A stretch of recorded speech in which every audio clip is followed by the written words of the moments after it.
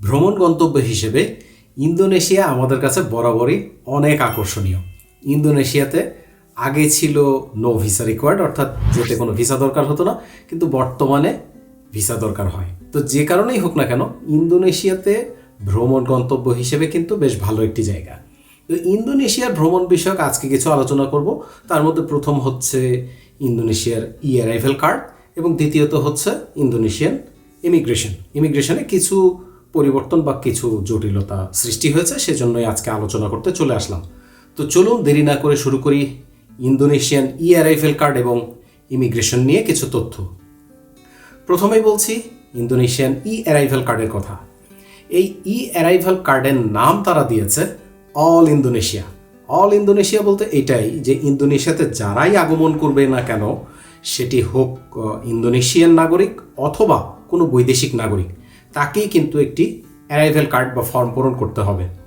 সেটি আপনারা সাম্প্রতিক সময় দেখেছেন, থাইল্যান্ড চালু করেছে, মালয়েশিয়া চালু করেছে, ভারতও চালু করেছে। ঠিক সেরকমই ইন্দোনেশিয়াও এবার চালু করলো এবং অ্যারাইভাল কার্ড অর্থাৎ ইলেকট্রনিক, যেটা অনলাইনের মাধ্যমে মোবাইল ফোন দিয়েও পূরণ করা যাবে বা আপনার বাসায় থাকা কম্পিউটার থেকেও আপনি পূরণ করতে পারবেন।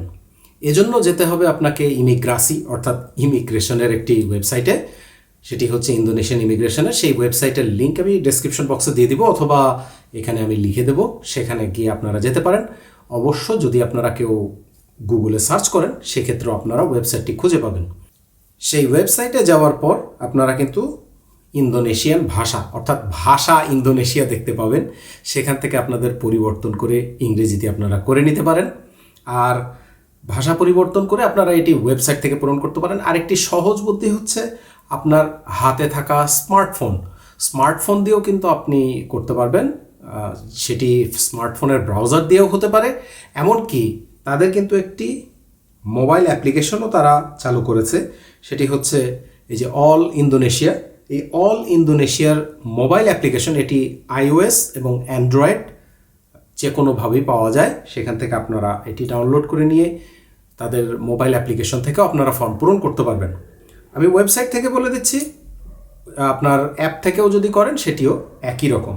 তো ওয়েবসাইটে এখানে আপনি ভাষা নির্বাচন করার পর এখানে দেখতে পাবেন যে Indonesian citizen, foreign visitor, retrieve arrival card, অর্থাৎ আপনি আগে অ্যারাইভাল কার্ড পূরণ করে থাকলে সেটি যদি ডাউনলোড করে না থাকেন পূরণ করা ফর্ম, সেটি ডাউনলোড করার জন্য সেখান থেকে যেতে পারেন।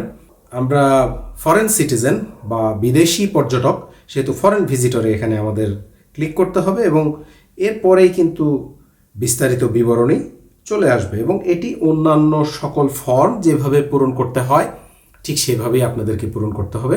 যে আপনার প্রথমে দিতে হবে দেশ, মানে আপনার পাসপোর্টটি কোন দেশের, অর্থাৎ আপনি কোন দেশের নাগরিক সেটি কিন্তু এখানে দিতে হবে।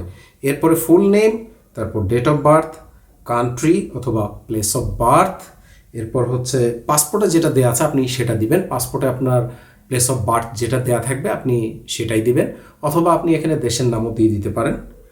এরপর আপনার gender, passport number, date of passport expiry এবং আপনার মোবাইল নাম্বার আপনার দেশের বা আপনি যে ফোনটি ব্যবহার করেন সেটি দিবেন এবং ইমেল অ্যাড্রেস দিবেন।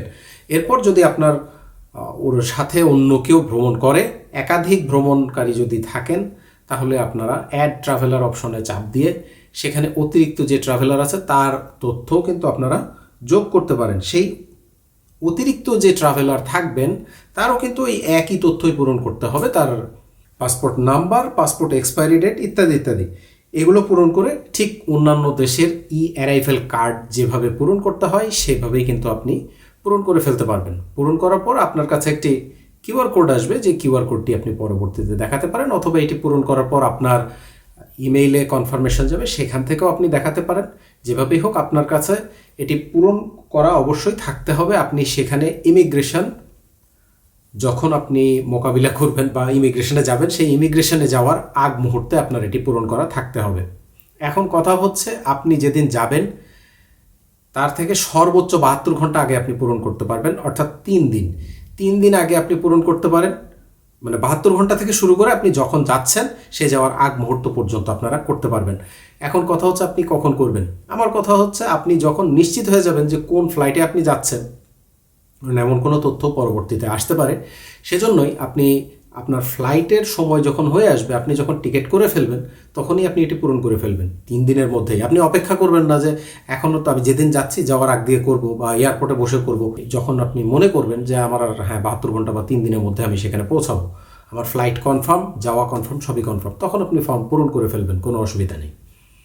এই গেল অ্যারাইভেল কার্ডের বিষয়, এবং এটি কিন্তু সার্বজনীনভাবেই চালু হয়ে গেছে। বেশ কিছুদিনই হলো, প্রায় 3-4 মাসের মতো হলো। এখন মোটামুটিভাবে প্রথমে সবগুলো বিমানবন্দরে চালু হয়নি। বালি, তারপরে অর্থাৎ দেনপাসার, বালির বিমানবন্দরের নাম হচ্ছে দেনপাসার, DPS, তারপরে জাকার্তা, তারপর সুরাবায়া, বাটাম, পর্যায়ক্রমে সবগুলো বিমানবন্দরে প্রায় চালু হয়ে গেছে। এরপর যে বিষয়টি আসছে সেটি হচ্ছে ইমিগ্রেশনের বিষয়। আমাদের বাংলাদেশি নাগরিক আমরা যারা আছি, তারা কিন্তু ইন্দোনেশিয়াতে গেলে সাধারণত বর্তমান পরিস্থিতিতে আমরা 2টি গন্তব্যের যে কোনো একটিতে যাই। সুরাবায়া এয়ারপোর্টে সাধারণত কেউ যায় না, আমরা যাই সাধারণত জাকার্তা বিমানবন্দরে, এবং দ্বিতীয়ত হচ্ছে বালি বা দেনপাসার।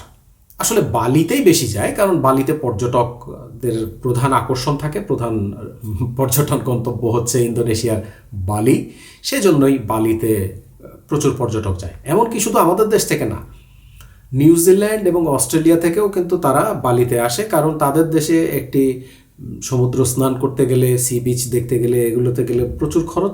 সেই তুলনায় তারা ইন্দোনেশিয়াতে এসে অনেক কম খরচে কিন্তু ঘুরে যেতে পারে, এবং তাদের আসার জন্য কোনো ঝামেলাও পোহাতে হয় না, কারণ তাদের আসতে কোনো ভিসার দরকার হয় না। তো সেই জন্য সেখানে পর্যটকও প্রচুর আসে, আমরাও প্রচুর পর্যটক আমাদের দেশ থেকে সেখানে যায়। কিন্তু সেখানে যাওয়াতে বর্তমানে বেশ কিছু তাদের বিধিনিষেধ এসছে, কারণ বাংলাদেশি পাসপোর্ট হোল্ডারদের আসলে জানেন তো, এই সবুজ পাসপোর্ট কিন্তু দুঃখের বিষয় দিনে দিনে অনেকটা নিচেই নেমে যাচ্ছে। সেটা যে কারণেই হোক না কেন, আমাদের জন্যই হচ্ছে। তবে কথা হচ্ছে যে যেহেতু নিচে নেমে যাচ্ছে, এই জন্যই বিভিন্ন দেশে ইমিগ্রেশন আরও কঠিন হয়ে আসছে আমাদের জন্য। ইন্দোনেশিয়াও কিন্তু তার ব্যতিক্রম না। সেখান থেকেও দেখা যাচ্ছে যে কেউ কেউ হয়তো কোনো অবৈধ পন্থা অবলম্বন করে অথবা ভিসার অপব্যবহার করে। এজন্যই আপনাকে কি করতে হবে, আপনার যে নথিপত্রগুলো সেগুলো কিন্তু আপনাকে প্রস্তুত করে নিয়ে যেতে হবে, কোনো নথিপত্র বাদে যাবেন না। এবং আমি এর আগেও অনেকগুলো ভিডিও দিয়েছি ইমিগ্রেশন কি কি কাগজপত্র বা নথিপত্র নিয়ে যেতে হয়, এটাও তার ব্যতিক্রম না। তবে জোরালোভাবে এটা বলছি যে আপনারা যখন ইন্দোনেশিয়াতে যাবেন তখন পর্যাপ্ত পরিমাণে এই যে মুদ্রা বা ডলার, এগুলো কিন্তু সাথে রাখবেন। এই ডলার ঠিক মতো না থাকলে বা আপনার কাছে যদি পর্যাপ্ত ডলার না থাকে, তাহলে কিন্তু আপনাকে প্রবেশ করতে দিতে সমস্যা করবে, বিশেষত বালি এয়ারপোর্টে। এরপর কথা হচ্ছে, শুধু ডলারই যে থাকলে হবে তা না, ডলার পর্যাপ্ত পরিমাণে থাকতে হবে। ধরুন আপনি থাকবেন 1 সপ্তাহ, সবগুলো হোটেল বুকিং করা এবং পেমেন্ট করা। এমন যখন আপনি নিশ্চিতভাবে তাদেরকে প্রমাণসহ দেখাতে পারবেন, তখন আপনি নিশ্চিত হবেন যে হ্যাঁ, আপনার কোনো ঝামেলা হবে না।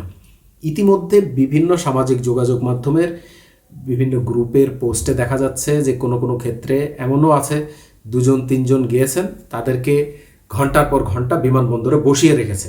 এমন যাতে হয়রানির শিকার আপনাদের না হতে হয়, সেজন্যই আপনারা পূর্বে থেকেই প্রস্তুতি গ্রহণ করে যাবেন, যাতে আপনাদের এরকম কোনো হয়রানি না হয়।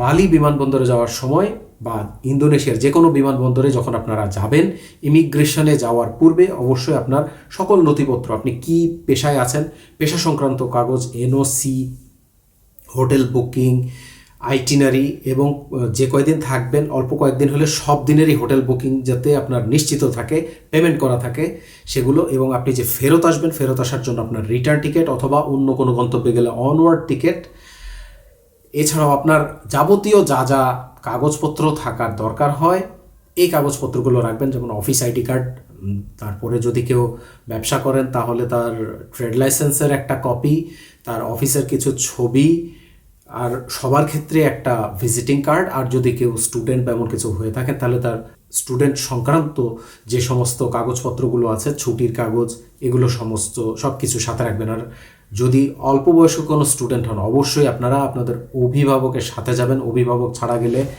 আসলে অনেক রকম ঝামেলায় আপনাকে পড়তে হতে পারে। তো এই ছিল আজকের ইন্দোনেশিয়ান ইমিগ্রেশন নিয়ে মোটামুটিভাবে আলোচনা। এরপর আমার কাছে যদি নতুন কোনো তথ্য আসে, সেই বিষয় নিয়ে আমি আলোচনা করতে চলে আসবো আপনাদেরই সাথে। সে পর্যন্ত আপনাদের সবার সুস্থতা কামনা করে আজকে এখানেই বিদায় নিচ্ছি।